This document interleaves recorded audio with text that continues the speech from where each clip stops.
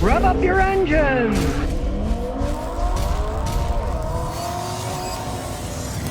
Well, I read an article, and I agree entirely. It made it laugh. And the title is, Audi sales are flagging because there's no reason to buy one. I kind of agree, right?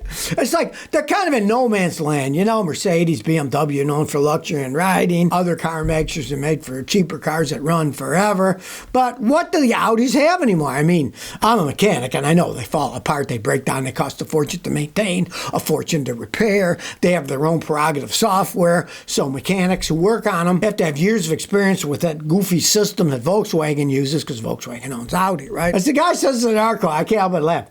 Audi may not offer the comfort of the performance of its competitors, but it does offer, well, maybe nothing.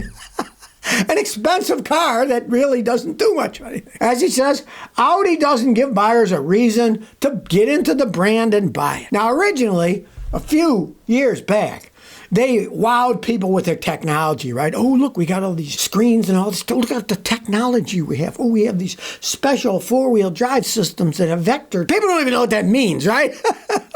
I do, I'm a mechanic, but most people don't know. That's not going to sell people a car, right? And now they found out that even the cheap companies, even the cheap Korean companies, they can put all the tech they want because technology's gotten cheaper and cheaper and cheaper to stick into a car. They're living on their laurels. Look, we were high tech a decade or two ago. That's why you should buy us. As he said, the new Audi SUVs are replete with fancy interior lighting with its own modes and themes. But so is my dad's 8-year-old Camaro.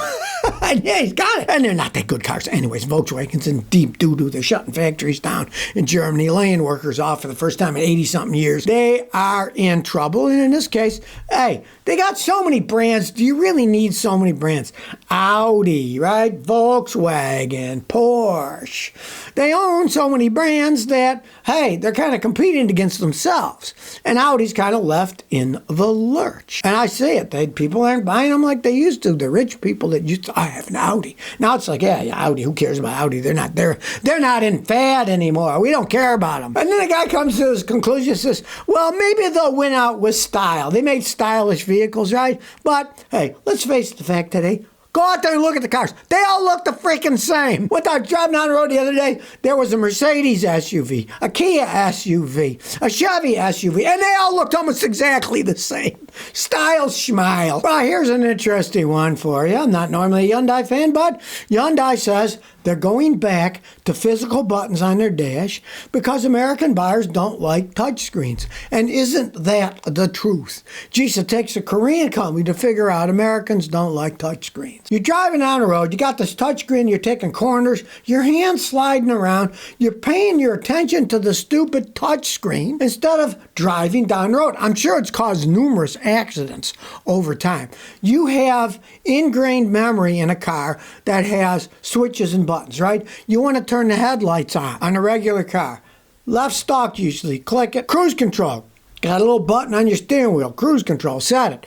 You don't have to reach for a touch screen. I hate touchscreen operations when you're driving a car. They're phenomenal. When you're not driving a car, the passenger can operate everything, right? No problem at all. But, I mean, hey, I've been in cars that I couldn't even figure out how to turn the stereo up or to turn the fan blower motor up or down or change the temperature because it's on a touch screen. And if you're driving a car, you don't have time to look at that and analyze it. Finally, somebody's realizing this high-tech stuff is unnecessary and even dangerous. As Hyundai said, designers love the new techie screens. American buyers don't. It's not a phone, right? It's a car. You don't drive your phone yet. It doesn't carry us around. Maybe one day it'll fly us around. Who knows, right? But it doesn't yet.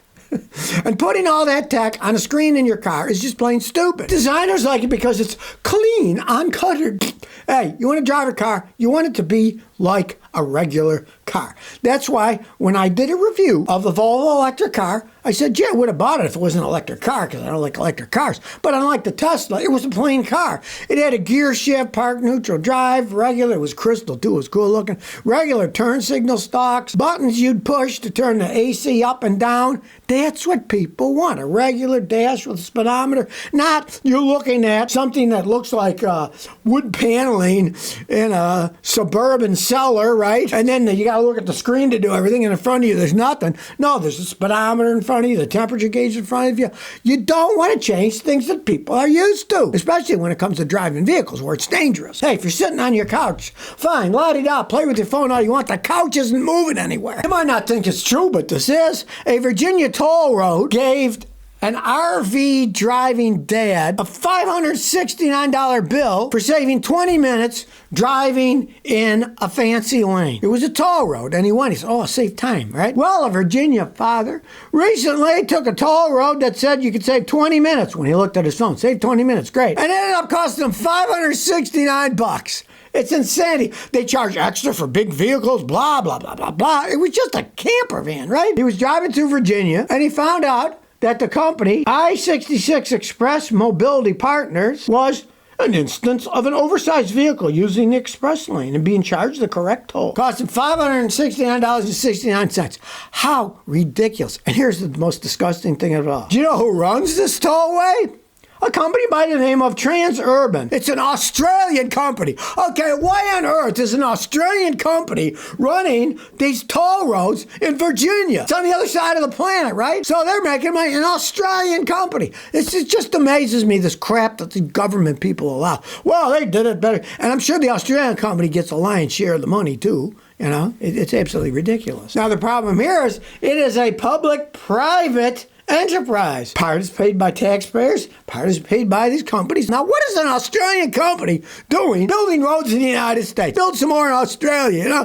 Why are they coming over here? So they can rip us all off. They know Americans have a lot of money, and they want to get in on the action. In this case, hey, to save a few minutes, the guy had to pay $569. So be leery. If you're driving an RV and you go on one of these toll roads, you might have these screws stuck to you if you're driving in Virginia, because some Australian company is the one that controls the billing on the highway. Yes, the world is indeed upside down. Well, Australia is on the other side. They are below the equator, so maybe it is an upside-down world. And now they're taking money from us in Virginia. Give us a bunch of money to help build these roads, and then we'll let you make a fortune charging people tolls. Hey, fair dinkum, they say.